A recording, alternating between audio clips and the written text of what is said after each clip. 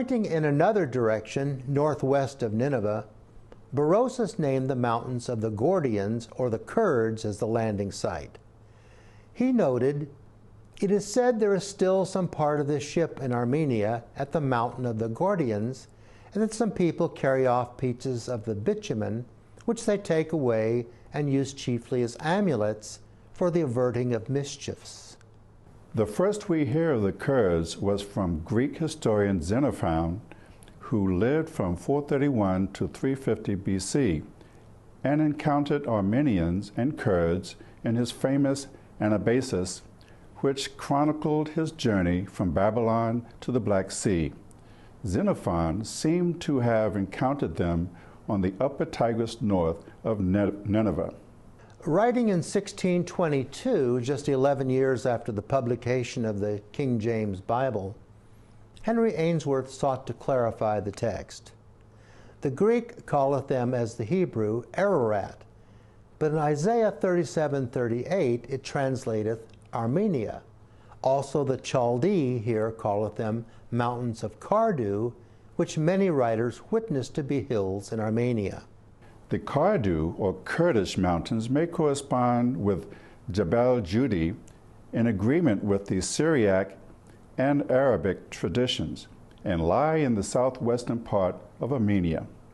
During the last half of the first millennium AD, this landing place for the ark was widely accepted among Christians, Jews, and Muslims. Ancient writers called this area Kudidag, Mount Judi, Mount Cardu or Quardu, the Gordian or Gordian Mountains, the Cardusian Mountains, the Corcyraean Mountains, and mountains of the Kurds.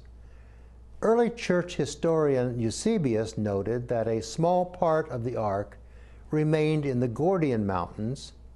According to Ainsworth, Solarius points out a remarkable fact that the Chaldean or Targum version of the Bible, called that of Oncolosius, reads Mount Cardu for Ararat, and another Targum or Turgum, called that of Jonathanus, reads by misspelling Cadram Mountains.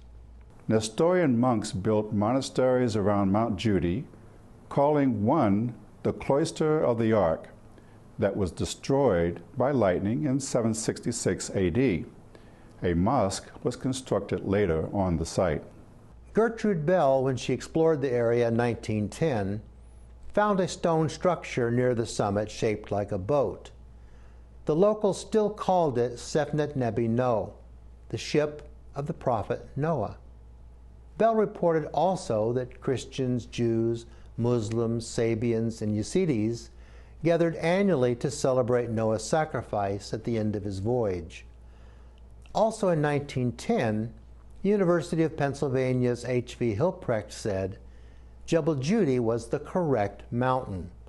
It was called Mount Nasur in the time of Assyrian King Ashurbanipal, and earlier designated Mount Nippur by King Sennacherib, who wrote that the villages on it were from days of old. He took a plank from the ark back to Nineveh. Translations from the prisms of Sennacherib's conquest note he made carvings on the rocks at Nippur. You may remember Sennacherib was the Assyrian king who warred against Hezekiah. These rock carvings were found near Kudi, a memorial stele I caused to be made, and I had them inscribed thereon, the might and power of Assur, my lord, on the summit of Mount Nippur, where I set it up. If Mount Nippur and Mount Nasur are the same as Hilprecht maintained, this casts another vote for the region northwest of Mosul. The Samaritan Pentateuch places the ark in the Kurdish mountains. Muslim sources also place the ark near Jebel Judi. Arab geographer al-Masudi, writing about 956 AD, wrote that the ark stood on El Judi, a mountain in the country of Mazur, 8 farsangs from the Tigris River. The Quran states the ark eventually came to rest on Mount Judi. Writing in the 10th century AD, Ibn Hakal placed El Judi near the town of Nesbin, modern Nesabin, and he added that Noah built a village at the foot of the mountain. In his history of the Saracens, Ibn al-Amid stated that Byzantine Emperor Heraclius climbed Mount Judy in the 7th century AD to see the site, but did not mention whether or not he was successful.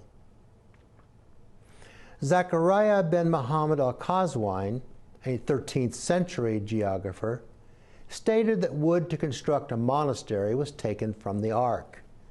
Jewish writer Benjamin of Tudela lived in the 12th century. He attested that he traveled 2 days to an island in the Tigris on the foot of Mount Ararat, on which the Ark of Noah rested. He further stated that Omar ben al-Khattab removed the Ark and made a mosque of it. The ruins of this city, Jazira ben Omar, were at the foot of Kutidag, even though the author used the more famous name Mount Ararat. So although the popular volcanic Agladag would be well nigh impossible as a landing site, we do have 2 other, possibly 3 other more credible candidates. I rather like Kutidag near Cizre in the southeastern Anatolia region of Turkey. The Ark could have been poled or paddled straight up the Euphrates River to a remote location of relative safety.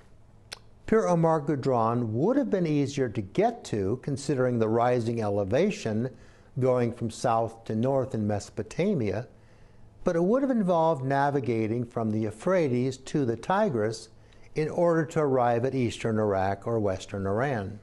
Either of those locations would have afforded the family of 8 exactly what they needed: a remote area far from unfriendly people, a reliable food source, and time to rebuild their numbers. E.J. Young speaks of handing down the truth, though corrupted by time and retelling.